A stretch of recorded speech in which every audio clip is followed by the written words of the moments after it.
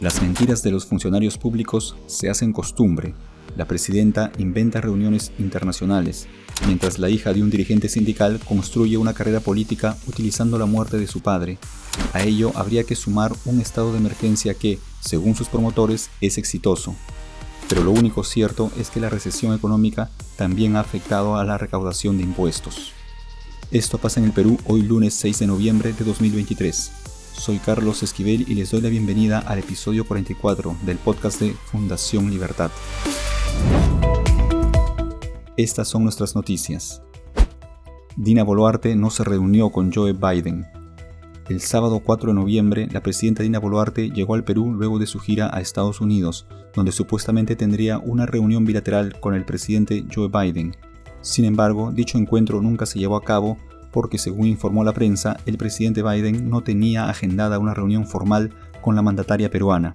Este hecho pone en una posición complicada tanto al Ejecutivo como a la Cancillería porque este encuentro bilateral fue el principal motivo por el que la presidenta recibió el permiso del Congreso para el viaje.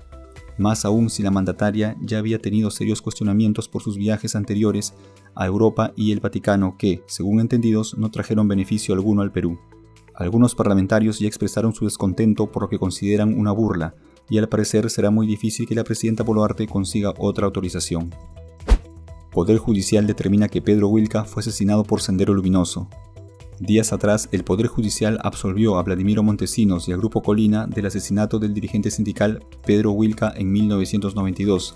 Y, como era de esperarse, quienes se beneficiaron de la polémica indemnización de $250,000 pagada con el dinero de todos los peruanos ya apelaron esta decisión judicial.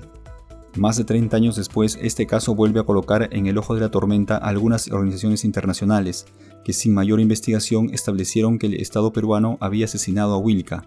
Pero también se ha abierto otra discusión acerca del papel del abogado del Estado en dicho proceso, que, según indicios, no habría puesto demasiado empeño en defender al Perú, de un caso que, en su momento, presentaba contradicciones, como la propia actitud de Sendero Luminoso al asumir en sus medios propagandísticos el asesinato del dirigente sindical, y los testimonios de la familia que, en un inicio, también culparon al movimiento terrorista. La victimización ha sido el recurso favorito de aquellos que han deseado obtener dinero fácil o construir una carrera política sobre las bases de una falsedad. Guerra de mafias ahoga a los peruanos. Luego de la difusión de un video en el que la banda de delincuentes venezolanos denominada Los Gallegos amenazara de muerte a los peruanos que atentaran contra sus compatriotas, quedó en evidencia que el Perú se ha vuelto tierra de nadie, en donde los delincuentes con armas en mano se sienten con la libertad de imponer sus reglas a la fuerza, atentando de esta manera contra los derechos de los ciudadanos, que ya no tienen la tranquilidad necesaria para desarrollar sus actividades cotidianas. El miedo se ha instalado en los negocios, en las calles y hasta en los colegios, afectando la educación de los jóvenes. Es tiempo de que las autoridades salgan de su letargo y sean conscientes de que están perdiendo la guerra contra la delincuencia. Urge la conformación de una unidad de inteligencia similar a la que permitió derrotar el terrorismo, para recuperar la tranquilidad y la libertad que caracterizan a una democracia firme. Recaudación tributaria retrocedió 6.8% en octubre.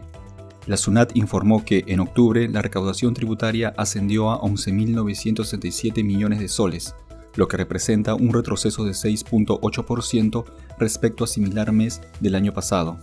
Esta es la menor tasa registrada en lo que va de 2023. Entre los factores que desencadenaron esta caída están la desaceleración de la actividad económica y una contracción en las importaciones de 2%. Con un país en recesión, no sorprende la poca recaudación de impuestos. El Perú está inmerso en una situación caótica donde la falta de acción de las autoridades, la corrupción de los políticos y el aumento de la delincuencia prácticamente han convertido al país en una peligrosa despensa de pólvora a la que la menor chispa puede hacer reventar. Y, obviamente, es poco probable que la inversión privada arriesgue su capital en un campo minado. Si queremos que esto cambie, entonces el gobierno debería poner orden en la casa con la severidad que la situación amerita. Si la economía no crece, entonces no habrá recursos para cubrir las necesidades de una población que parece abandonada a su suerte. La mentira se ha convertido en el deporte favorito de los políticos y de ella surgen los demás vicios como la falta de transparencia, la corrupción y los intercambios de favores. Todos ellos con el único fin del beneficio personal, porque la política en el Perú se ha convertido en un negocio y ha dejado de ser la vocación de servir al país. Por eso, una mandataria inventa reuniones inexistentes y una excongresista crea toda una historia de victimización para construir su carrera política. Y mientras están muy ocupados en sus asuntos, los ciudadanos tenemos que defendernos como podamos del crimen y la extorsión que quiebra economías y anula nuestras libertades. ¿Y tú qué opinas? ¿Por qué crees que los políticos nos mienten? ¿Qué necesita el Perú para renovar una clase política que ha fallado? Cuéntanos lo que piensas, porque en Fundación Libertad nos interesa escucharte. Eso es todo por hoy. No olvides comentar, compartir y suscribirte a nuestro podcast. Encuéntranos en las redes sociales como Fundación Libertad y en nuestra web fundacionlibertad.pe. Conmigo será hasta la próxima. Gracias por escucharnos.